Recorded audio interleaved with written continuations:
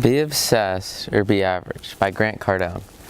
Oh man, this cover just gets me every time. He's got like himself, and he's on a jet, and he's got like his name in the tag for the jet. It is the funniest thing. He, obviously worked really hard to get there, and it's so cool to see it work, and it's just a killer book. So what in the world, Be Obsessed or Be Average? The title is kind of self-explanatory.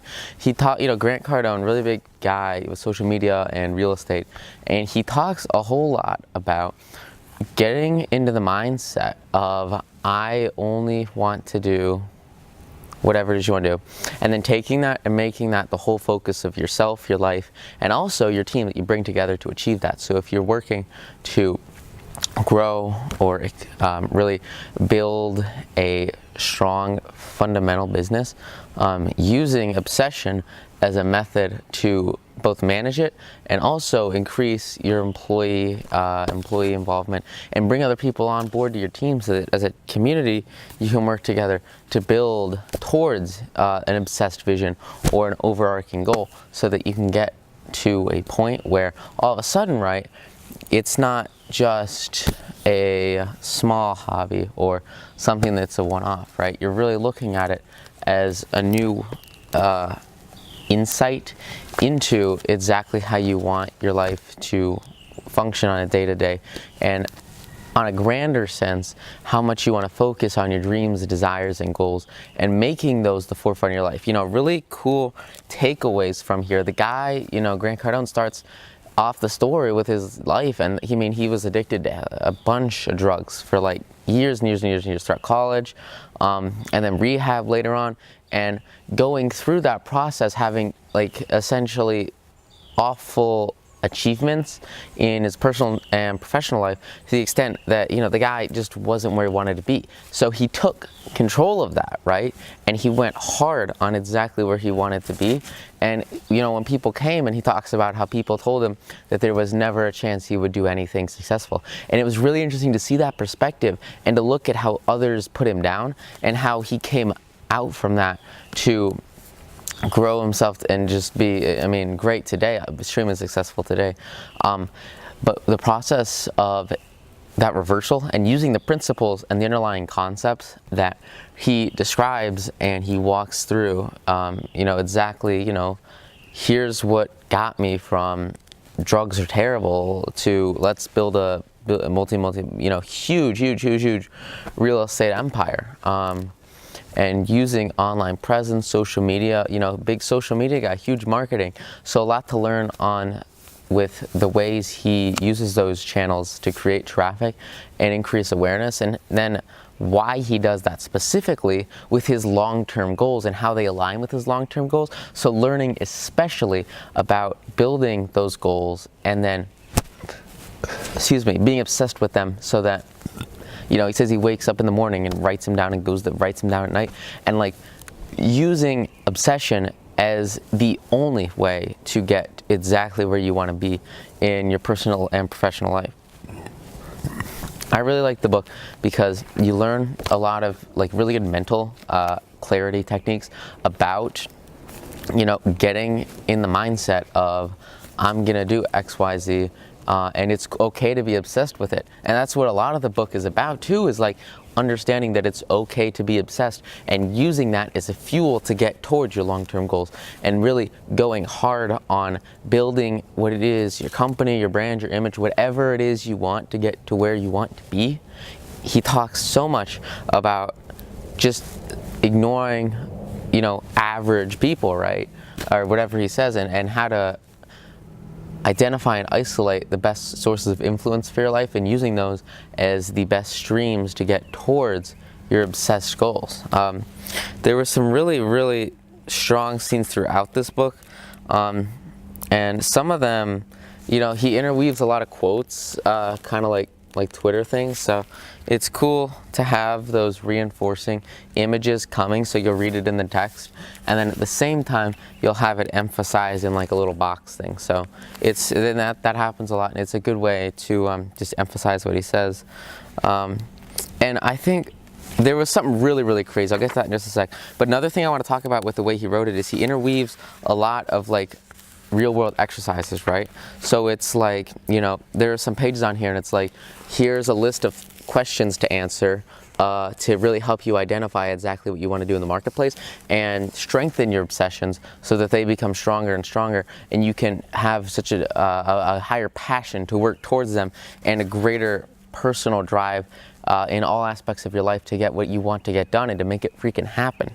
And it's really cool, and some great quotes too. But there was this one part that was just, it was crazy. He's talking about writing his, I think one of his first books, it might have been his first book, Sell or Be Sold.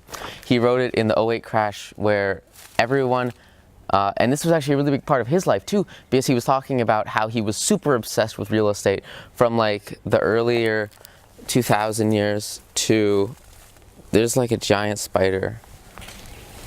He was really obsessed with growing his business, and he let the influence of others and his peers around him, his family around him, tell him, hey, it's cool, you can chill out, you don't have to work as hard as he was working in that aspect of his life.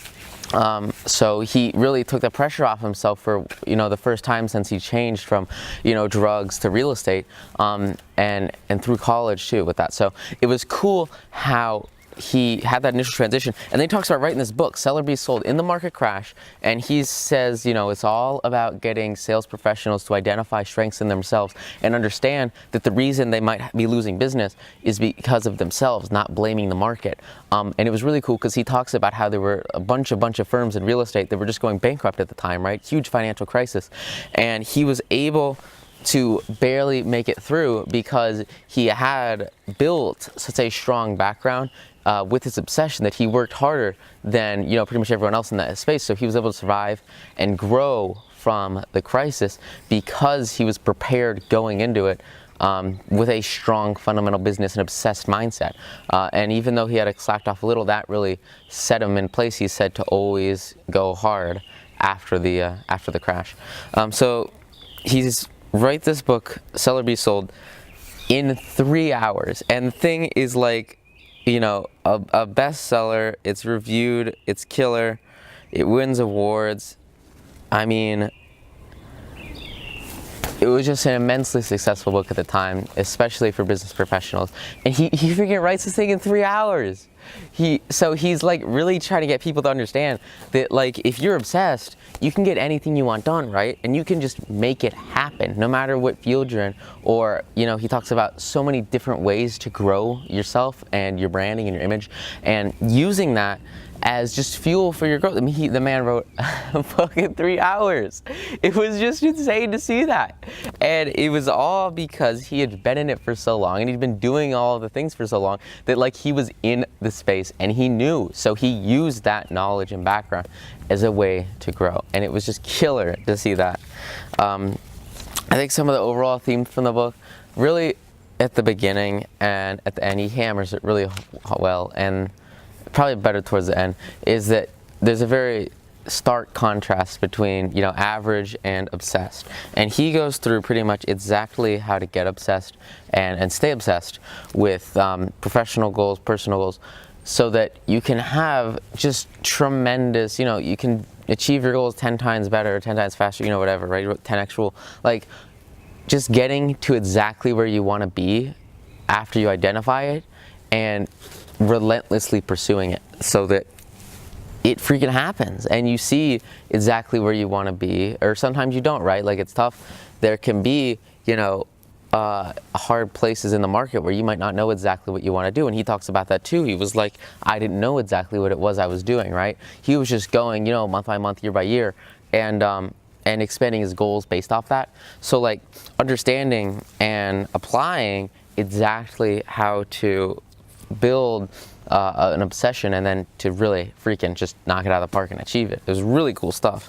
I think this book is probably, you know, at a bare minimum for people looking at startups or, you know, building their first companies or growing themselves in any new space and trying to take an idea into a new market or new product or a new service, or bringing whatever it is you're obsessed about to more people. So serving and having a broader impact on the market, bringing more value into the marketplace by increasing the community that you serve and the individuals you can affect every day.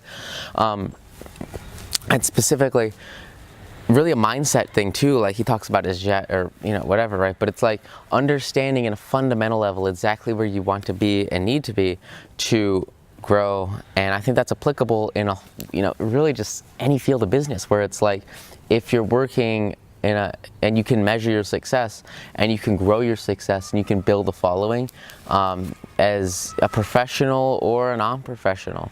If you're presenting value to the marketplace, or maybe you're just at a job and you want to just be the best at that position that you could possibly be in the whole world, right?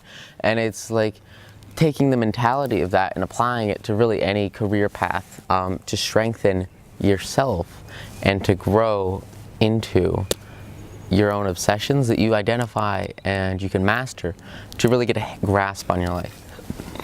Excuse me. Really cool book. Link below. You want to check it out. Freaking killer stuff. If it's for you, that's just awesome. It's totally up to you. So, thanks guys. Have a good one. Bye bye.